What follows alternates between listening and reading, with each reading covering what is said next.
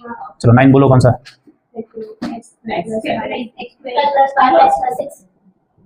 Okay ये है, पहले वो मेथड से करके देखते हैं फिर ये फॉर्मूला लगाएंगे, ठीक है। अब यहाँ पे ए कौन सा है? ए क्या है? की वैल्यू है 1 और सी की वैल्यू क्या है? 6। इसके फैक्टर पहले तो बात है कि कौन से टेबल में आता है वो यहाँ पे हम लिख देंगे, ठीक है, वो लिख देंगे। चलो अब मेरे को ये बताओ, मैं इसको तो मेरे को चेंज करना ही नहीं है, ठीक है।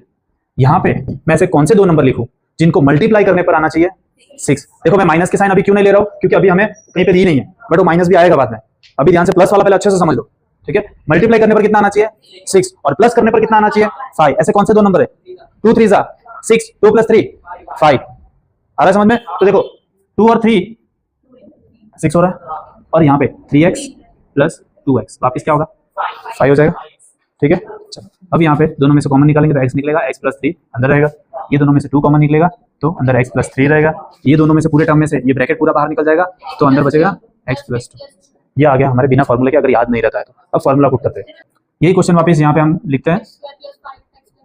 अब फॉर्मूला क्या है देखो, अब यहाँ पे देखो ये तो एज इट इज पूरा टर्म ऐसे कैसे लिख दिया, प्लस यहाँ पे और यहाँ पे इन दोनों जगह ऐसे नंबर लेने हैं जिनको प्लस करने पर ये नंबर मिलता हो और उन्हीं नंबर को मल्टीप्लाई करने पर हमें मिलता हो कि लास्ट टर्म मिलता हो।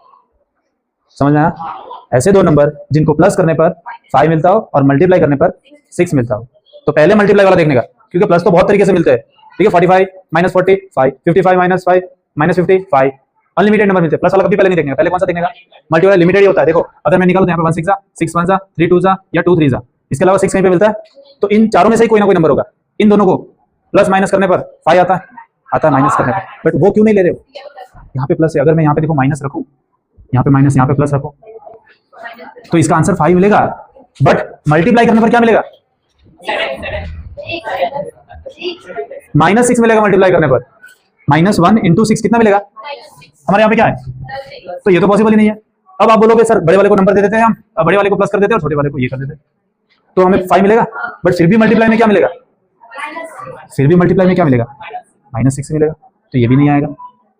अब बचे रहे ये दोनों में से 3 2 6 या 2 3 6 ही होता है, और दोनों को प्लस करो तो दोनों ही क्या होते हैं? दोनों में से कोई भी एक उठा लो। तो हम यहाँ पे a को मान लेते हैं 2, ठीक है। उल्टा करते हैं, चलो देखते हैं आंसर सेम आता है। यहाँ पे a को 3 माना था, यहाँ पे 2 मान लेते हैं, यहाँ पे 3 + 2 5 और ये 5x हो जाएगा। यहाँ पे 2 3 6।